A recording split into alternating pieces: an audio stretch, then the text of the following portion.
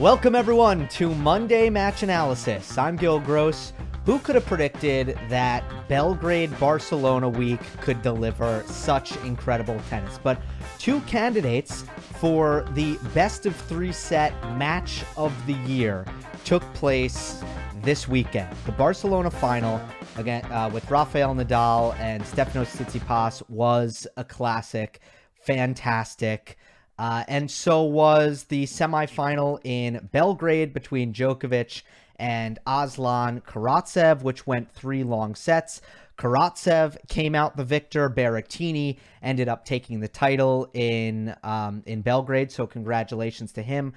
Just marathon matches. If you look at the match times here, Djokovic and Karatsev, and I'm going to cover both of those matches on today's show.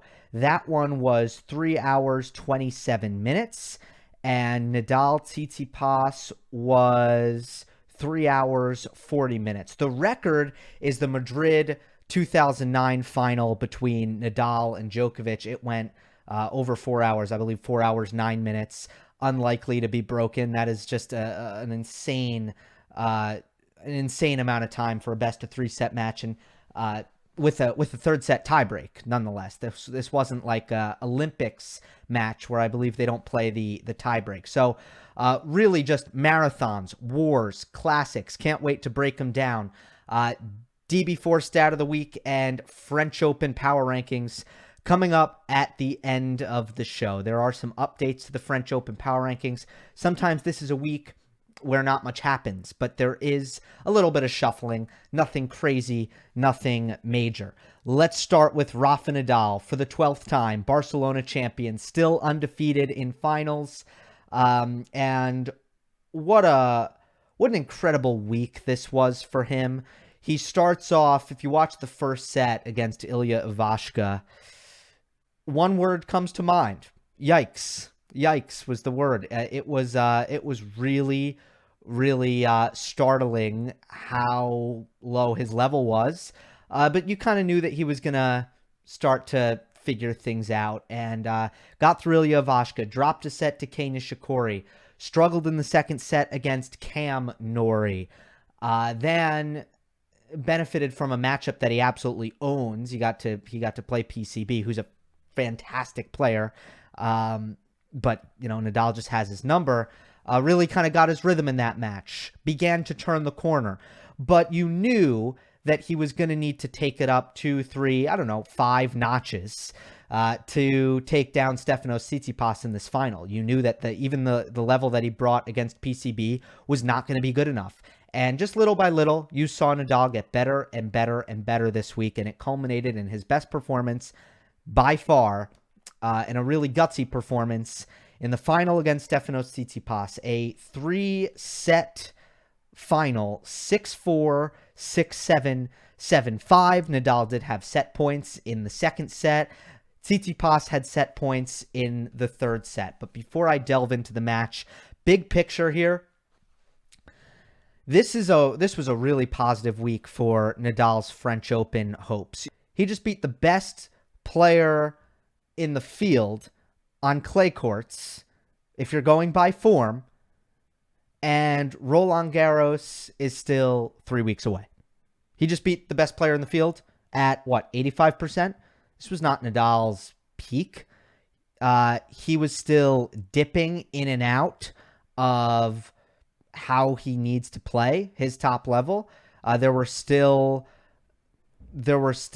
too many palpitations, fluctuations in his level, and that means he's not quite there yet. And he just beat someone who's at least in the top 3 of his main rivals of who he's going to need to play at Roland Garros. He still has 3 weeks to get better. Still has 3 weeks to continue his process of rounding into form. The fact that Nadal won this match, really impressive, bodes really well for his French Open hopes. And you got to wonder, if you're Tsitsipas, well, if I could not beat him here when he was still a little bit vulnerable, when I got the best out of 3-set format, I came in having not dropped a set over the course of the last 2 tournaments, Monte Carlo, Barcelona final, Tsitsipas hadn't dropped a set if I couldn't beat Nadal in this situation, how am I going to beat him in Paris? That's the conundrum, right? I was getting major Barcelona 2019 vibes from this match. I actually thought Tsitsipas would win it. It wasn't an easy decision, but I did. Team beat Nadal in a similar situation. He was the player in the best form. Nadal wasn't quite up to speed yet. Team beat him, won Barcelona. It was different in Paris, though. A couple weeks later, 2019 Paris, it was different. Well, now Nadal pulls out the victory. He doesn't even give Tsitsipas that extra sense of belief. Now, for Stefanos, he should also have his head up. I thought it was a full circle moment for him. Not that Tsitsipas, he's experienced enough. He's beaten Nadal before. But still, the first time he played Nadal, it was a murder in Barcelona. It was a final in Barcelona 2018, their first meeting. It was a murder. It was 6-2, 6-1. Either that or the other way around. So, kind of a full circle moment. I don't think Tsitsipas is thinking about that, but maybe he should, because he should feel pretty good. He had a match point. The match could have swung either direction. It was a game of inches. Nadal grazed the net cord on the match point, and it just didn't go Steph's way. But all in all, a really, obviously, an incredibly positive start to clay court season, and he cannot let this derail him. He cannot let this shake his confidence, because he's playing awesome, awesome tennis. He might not be ready. In fact, I don't think he's going to be ready to challenge Nadal at Roland Garros, but that's not really the point. He's still 22 years old. And the fact that he can contend is important. He made the semifinals last year, and he should be looking to go far again. All right, let's get into this match. Let me run through it real quick chronologically, and then I'll talk about one of the dynamics that I think really swung the match both directions, right? A lot of the times what I do, and I've said this before, but a lot of the times I try to point out ways that the player who won got a distinctive edge in the match, but I don't really think it's appropriate for a match like this. It was so neck and neck. And ultimately, again, I want to go through the match chronologically, but ultimately, there was no major advantage that either player was able to get over the other on a consistent basis. It was a pendulum. Momentum was weird. It was crazy. And it was just a matter of who could get it together at the end. And at 5-all in the third set, Nadal is the one who put the pieces together. A product of experience and belief that comes from having won the event 11 times and just being seasoned and basically feeding off the energy off of the home crowd as well, I think helped him. And, just you can't teach what Nadal has in that moment. What Nadal has at an event like this, which is an inner belief that really is, again, a product of his success. Tsitsipas was better at the start. After the first two games, Stefanos really took a hold in this match. Went up a break and just had every opportunity in the world to go up 2 breaks. There was a game in this first set where Tsitsipas was already up a break. It was at 1-3, and Nadal double faulted twice at 1-3. Tsitsipas had his chances to make it a double break and just didn't take them. Didn't play the big points well there. And then, once again, at 4-3, no, it wasn't at 4-3. But the next service game, Nadal has more chances for Tsitsipas, and he was very passive. He no longer could take his chances when Nadal dropped it short. He was just tight. He was really tight trying to go up that double break on those break points. He was creating the chances for himself. He was flying through his service games as well. But then after he kept squandering the chances, it got in his head. And Nadal was able to storm back. The 4-all game was horrible. It was horrible on both sides. Nadal kept missing forehands that he should make every time, and Tsitsipas was, again, tight and passive, but Nadal ultimately held serve there. And then at 4-5 with Tsitsipas serving, you could just feel that it almost felt like an inevitable Nadal break, because Tsitsipas had missed so many opportunities that it was mentally going to be really challenging for him. And Nadal got that break at 4-5, won the first set 6-4. Then in the second set, Tsitsipas kind of picked up where he left off at the beginning of the first set, started playing a lot more free, more aggressive. I don't know if he understood what happened in that first set, if he realized that how passive he played. He's really going to cringe when he looks back. I don't know if he watches his matches back or not, but he's going to cringe when he watches some of those points in the first set back. And Nadal was not at his best yet, especially on the forehand. He was still kind of rounding into where he needed to be. In the second set, both players played better. And Nadal found his range on the forehand, but Tsitsipas started coming forward more, started hitting his backhand better again like he was. He hit his backhand excellent in the first couple games of the match. Nadal not passing very well, but I also thought that Tsitsipas was having tons of trouble finishing points, and in the same breath, Nadal was winning a lot of points from defensive positions. It was more Tsitsipas not doing what he needed to do on his front foot, and losing a lot of points from winning positions. Nadal ends up getting 2 match points. Tsitsipas saves them both. Really credit to him on those 2 points, because he made first serves, a swing volley on the first one, overhead to finish, and first strike aggression on both points. It goes to a tiebreak. Nadal went up a mini break early, and then Tsitsipas strung together a few gorgeous points in a row, and he finally found that balance. He made some errors at the end of the second set, trying to make it too good, middle of the strings kind of errors, and I thought that was kind of an over adjustment from how he was not ambitious enough on a lot of his approach shots early on in the set. So it was kind of like a Goldilocks situation for him, and he finally found it midway through the tiebreak, and he had a great drop shot finish and a couple of great forehand approach shot finishes. But then Nadal, with an incredible effort from 4-6 down to dig out a drop shot and hit a stretch volley into the open court, gets it back to 6-all so impressively, but ends up double faulting into the middle of the net, and Tsitsipas hits a service winner to win the set. We're all evened up, third set. Both really settled into their patterns and got more comfortable. The match became serve dominant. I think both players were playing cleaner tennis and closer to, executing what they need to do on a more consistent basis. At 5-all, Tsitsipas began the game with an easy forehand miss where Nadal actually anticipated to the right direction.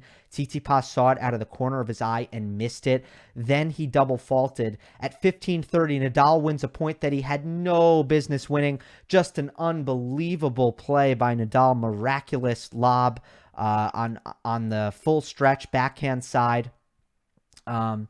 Tsitsipas in this game plays a slew of very strong +1 points off serve, but Nadal from deuce eventually puts together 2 solid returns in a row, got one to the backhand first ball error, then got one to the forehand a little bit deeper than he had been previously in the game, another first ball error. So Nadal gets the break.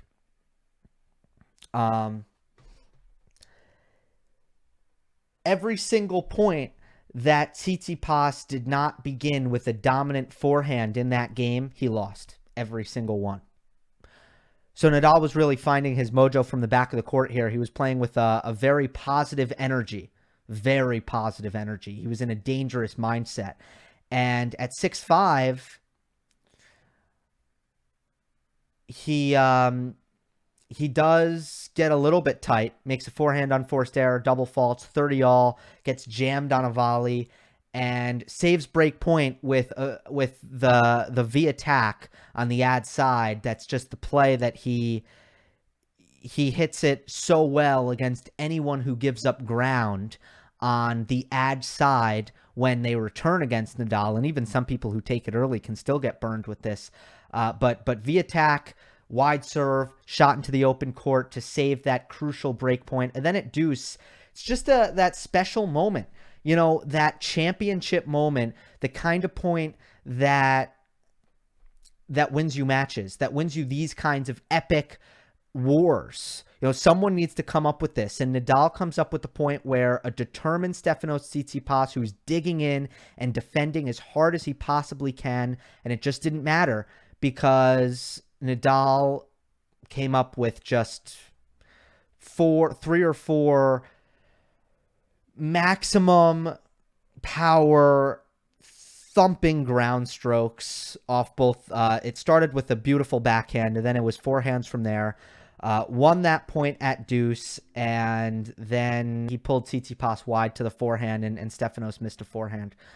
So yeah, I think in a match like that, it's appropriate to kind of go chronologically. You could see that there were a lot of swings, a lot of pendulums. Now, most of that, to me, was about how well was Nadal able to break down the Stefanos Tsitsipas backhand. So that's the tactic that I want to go in depth on here. There are three ways that Nadal attacks the Stefanos Tsitsipas backhand, or not three ways, actually, three scenarios. That's why it's such a huge part of the match. In fact, my co-host on Three, my other podcast, Amy Lundy, she actually charted this, and it was in the mid-60 percentile. How often Nadal would hit into the backhand third of the court, including the serve. It was in the mid-60s. That's a lot. So Nadal is constantly playing through the Stefanos Tsitsipas backhand, and I can't say it worked. I can't say it didn't work. The match actually swung with the pattern, and I want to get into more depth. What I mean by that is when it wasn't working, Tsitsipas was getting the better of the play. When it was working, Nadal was. It was because it's such a frequent pattern when these two play. But there are three scenarios, getting back to what I was saying, three scenarios where Nadal looks to utilize that. Nadal searching for the short ball in trading. That's a neutral rally. How am I going to get that short ball? I'm going to get it with by attacking Tsitsipas's backhand, trying to break his contact point on the backhand side. The second scenario, Nadal searching for the short ball on the first serve. Pretty self-explanatory. First serve into Tsitsipas's backhand, looking for the short ball off of that. It's mostly all to set up the forehand. The third scenario is less offensive. It's actually defensive. Nadal searching for neutrality on defense. So it's using the righty backhand as an escape valve. It's hoping that if I can get it to the backhand, I can get this point back to neutral. So those are the three scenarios: in trading, off the first serve, and in neutralizing. And the way that played out would differ. So I think the biggest thing is trading, probably. And there's a couple of things in Tsitsipas's favor that make this a difficult matchup for Nadal. One, Tsitsipas, as I've talked about, has developed decent strength and decent power. So he's able to get somewhat of a, it allows him to actually back up and wait for the ball to drop into his strike zone and then rip it from way back behind the baseline.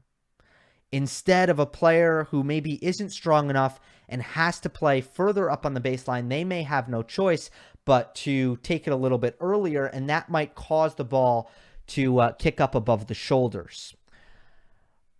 If it does kick up above the shoulders, that also comes back to strength. And again, as Tsitsipas gets stronger and stronger, he's able to get more on the ball. He's able to protect the backhand even when it bounces above his shoulders. I do think that there is a breaking point there for him. I don't think he's the strongest in the world. I don't think he matches like Stan Wawrinka and how good Stan is above his shoulders. I don't think he's quite there yet at all. I don't know that he ever will be. Probably not.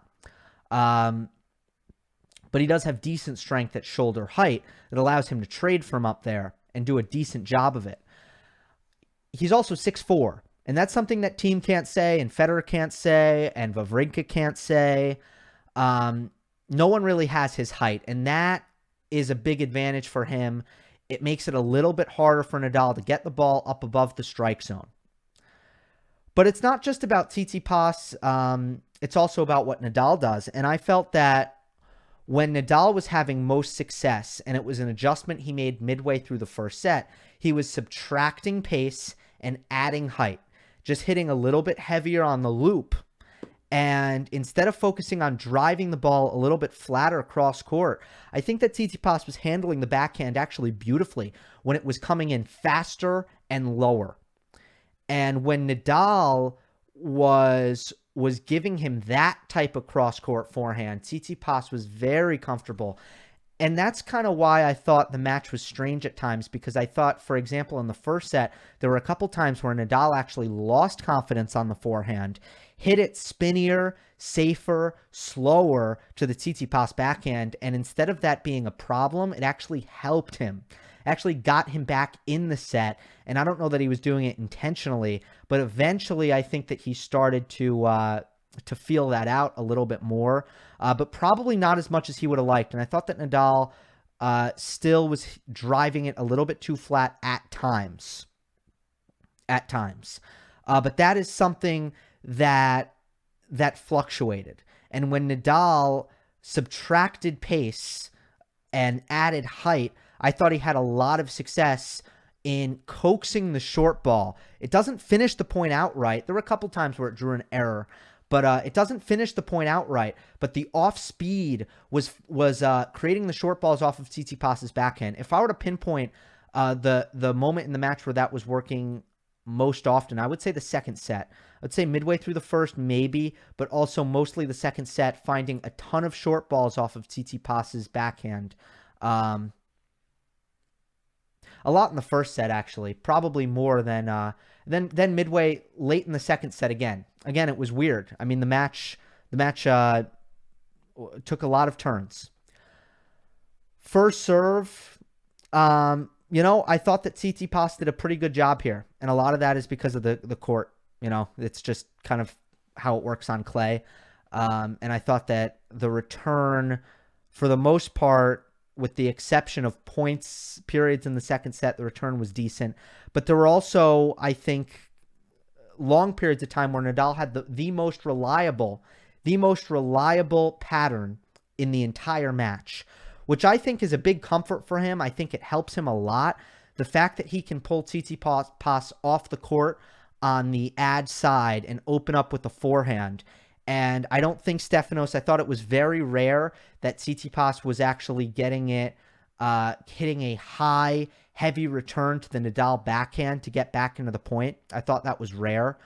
So he just had to hit it deep enough down the middle to back up Nadal. And I would say Nadal won a lot of points on the ad side hitting the wide serve. Searching for neutrality on defense. At the beginning of the first set, it was key for Tsitsipas that he was finding the offense off of the backhand. But I thought more and more as the match went on, Nadal was finding the escape valve in the backhand. So that's just the dynamic that I think is very interesting when these two play. And within that dynamic, I don't think either player was able to really tussle an advantage out of each other. That's why it was such a close match. That's why it was scarcely decided, is because Tsitsipas at times was protecting his backhand really, really well. And then Nadal at times was breaking it down. And it was just a matter of, again, at what point in the match were you talking about in terms of some of these dynamics, and that would decide how it was being played out. So surface matters, right? Court surface, the manner in which Nadal is hitting the ball mattered. Tsitsipas's execution on the short backhand, did he have it firing down the line? Was he too nervous? Was he too passive? Which was the case at certain points. He would have won the first set. If he had his confident backhand for the entirety of the first set, he would have won the first set. But he lost that, right? So yeah, it was fascinating. What a match. Tremendous. Let's go on to the Belgrade semifinal. Djokovic Karatsev. I'm going to be a little bit shorter on that. I'm really going to skip ahead and go macro here, but Aslan Karatsev is the real deal. When it comes to offense off the ground, offense from the baseline, Aslan Karatsev is the total package. He is the realest of real deals. He takes the ball early. He finds angles. He has a lethal swing volley that I can't wait to break down at some point in more detail because it's a fantastic shot. But the angles that he finds out off both wings, the power that he generates off of the racket speed that he possesses on his forehand gives him just an incredible package of offense on clay. It's all predicated around, again, angles and taking the ball early. And when you have those two things, when you wrap those two things in a package, when you use those things in combination, it's so hard for the other player to actually recover into the middle of the court. They're constantly playing catch up. And in this match, Djokovic was on the back foot the entire time. The game that Novak put together at 4-5 was one of the most magical games that you'll see. And Djokovic with just counterpunching out of this world, absolute magician, sorcery by Novak Djokovic. But nonetheless, counterpunching, right? It's coming from the defense. It's flipping points from defense to offense. And Djokovic was getting pushed around this entire match. He had, let's see, I think he had 27 break opportunities and Karatsev saved 23. And on these break points, Djokovic was employing a tactic that is not out of the ordinary for him, but really forcing his opponent to come up with the goods, right? Just asking the questions, D'ing up. And Karatsev was up to the task again and again and again and again to the point where it felt almost very redundant, but also miraculous. Miraculous that Karatsev time and time again had the answers and was able to hit through Djokovic's defense. But if you can also see what I'm getting at here, Novak was not in control. At no point did the match really to the fullest extent feel like it was on Novak Djokovic's racket. I have some match charting data courtesy of Tennis Abstract. Forehand ground stroke winners by Djokovic in, again, a long 3-set match. 9 winners off the ground with the forehand in a long 3-set match. He had more off the backhand. He had 11 off the backhand. I don't think that should happen. I don't think that's a good thing. The reality is Djokovic did not have his serve and he did not have his forehand. Did not have those two things. And it was so hard for him to find any offense without his serve or his forehand. And Karatsev was, look, he was defending really well with Djokovic, but Karatsev, he is so darn good off of his front foot. Novak would have beaten most players, the vast majority of players here, but he needed to find some offense against Aslan Karatsev. You have to make him move. You have to make him defend. That's where he's a little bit vulnerable. If you're going to let him attack you, his offense is as potent as it comes. But nine forehand winners for Djokovic. It's a little bit concerning. Just to compare, Karatsev, 32. 32 forehand winners off the ground. If you're going to look at percentages, so total forehands hit versus how many were winners off the ground, 12% of Karatsev's forehands were winners, 4% of Novak's. So if you do the multiplication there, Karatsev, 4 times more likely, right? No, 3, sorry. I'm not a math major. 3 times more likely than Djokovic to hit a forehand winner. And I think that kind of paints the picture where Novak just wasn't creating much, wasn't able to create much. And here's what happened in the match. Karatsev was in the 3rd set. Again, magical second set win by Djokovic with just some of the best defense you'll see ever. But in the third set, Karatsev was serving first, always. And Novak kept digging into Karatsev's service games and doing tons of road work, running, and just not quite getting that break, not quite getting over the finish line.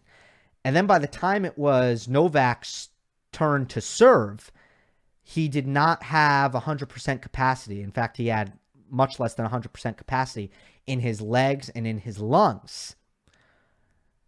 And I felt early on in the third set that was going to be a problem for Novak. It was going to be a big disadvantage that he was serving second because he was doing so much running on every single return game. And sure enough, he holds for 3-all, Karatsev holds for 3-all and makes Novak do a lot of running. And then Djokovic really taps out both, physically and mentally for a couple of games there. He has to check out. He just can't take it anymore. And he said after the match he was dizzy. I think he was dizzy from running 2 marathons on the court. That's what I think he was dizzy from. And I just don't think you can take any credit away from Karatsev. I think it was inevitable that Novak was going to break down physically because he was doing too much hard work. And that's what happens when you don't have balance in your game. And it's also what happens when Karatsev is just putting on a masterclass of precise, sustained aggression from the baseline. He never goes to net either. It's incredible how potent he can be in terms of finding ways to finish points against a guy who covers the court as well as Novak Djokovic from the baseline. So it was Djokovic really just losing his physical capacity eventually in the third set. And then he had one last wind and gave Karatsev a lot of trouble trying to serve it out at 5-4, but Aslan just snuck over the finish line and won it. It was a really long match. It obviously put Berrettini in a great position to win the final, and Karatsev didn't really get up. The finals were happening at the same time. I was paying more attention to Nadal. But it put Karatsev in obviously a very tough position. Lost the first set against Berrettini 6-1. Ended up going to a third set tiebreak. Karatsev looking a little bit sluggish. Berrettini looking awesome in the same breath. And Berrettini is a totally different matchup. Couldn't be more opposite because Berrettini was actually making Karatsev play some defense, taking the racket out of his hands a little bit with his forehand. And he won that third set tiebreak very easily. Real quick, congrats to Matteo Berrettini. Huge. Coming off an injury and coming off of a disappointing year. This is a big one for Matteo Berrettini. And I felt very bad for him because Berrettini is one of those rare players who's much better on clay and grass. He's just not he's not a hard court player for some reason. And if you look at the calendar in 2020, it was a hard court season. Most of the clay court season axed, grass court season axed. So Berrettini was just kind of stuck on his least favorite surface for all of 2020. And good to see him coming off injury, especially impressive to capture this title. A big one for him. All right, let us move on now to the DB4 Stat of the Week. For more tennis insight, visit www.db4tennis.com. All right, we've had a couple of young Masters finalists, Stefanos Tsitsipas and Jannik Sinner in Monte Carlo a week ago. So let's take a look at players who reached their first Masters finals before the age of 20. Tsitsipas actually reached his first Masters final on his 18th birthday. He played Nadal in Canada. Michael Chang holds the record.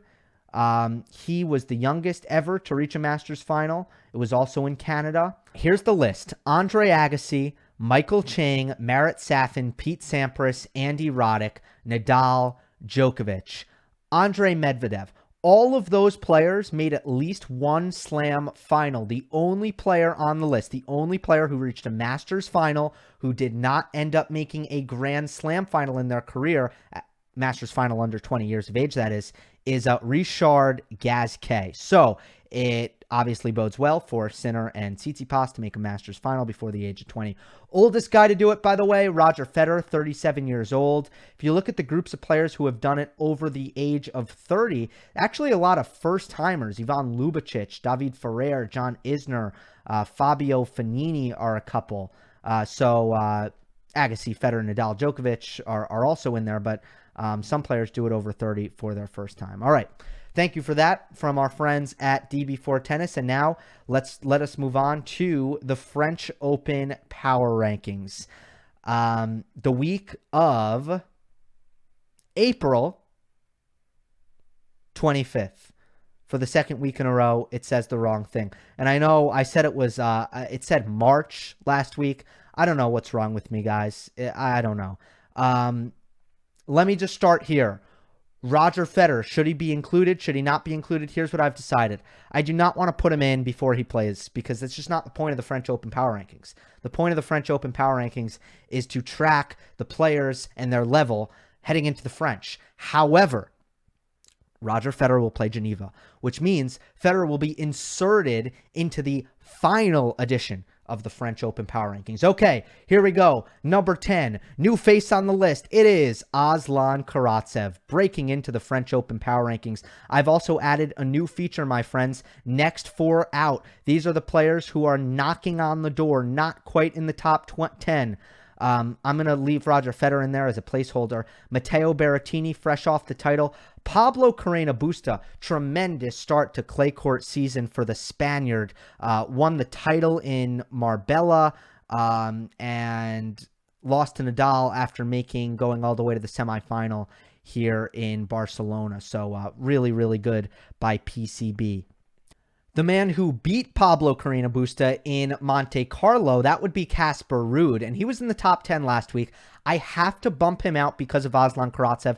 It's not Ruud's fault. He did not play, but given Karatsev's recent track record and a recent Grand Slam semifinal, a win over Novak Djokovic last week, I have to give him the edge over Casper Ruud. He bumps him out of the French Open Power Rankings, and at number 10 goes Aslan Karatsev. At number 9, Daniil Medvedev. Some people in the comments told me he should not be in the Power Rankings, folks.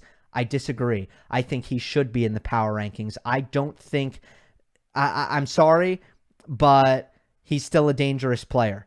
And he... Obviously, the results don't back that up, but I believe they will very, very soon. He's not great. That's why he's number 9. That's not very high. All of his peers that are similar to his level are above him, but I don't think he should be out of the top 10 here. But let's see. Maybe others will overtake him because he already slipped down 1 spot to number 9. At number 8, Jannik Sinner. You got to move up Jannik Sinner after another very impressive week by the young Italian.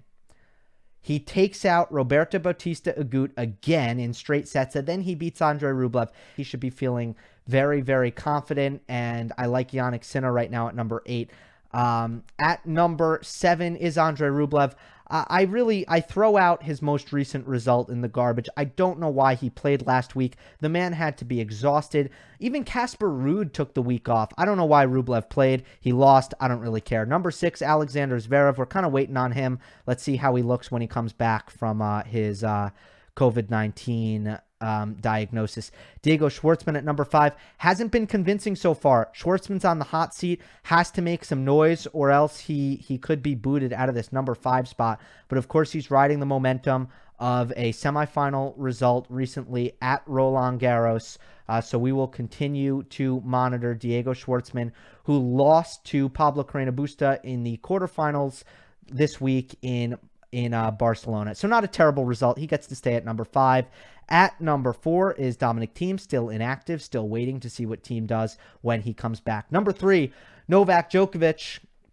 Nothing really changed from last week because I put Stefanos Tsitsipas at number 2, and the question was going to be, how long could Tsitsipas hold off Novak Djokovic, because Djokovic has a superior track record compared to Tsitsipas when it comes to obviously the results on the clay. Djokovic even owns the head-to-head from last year's semifinal.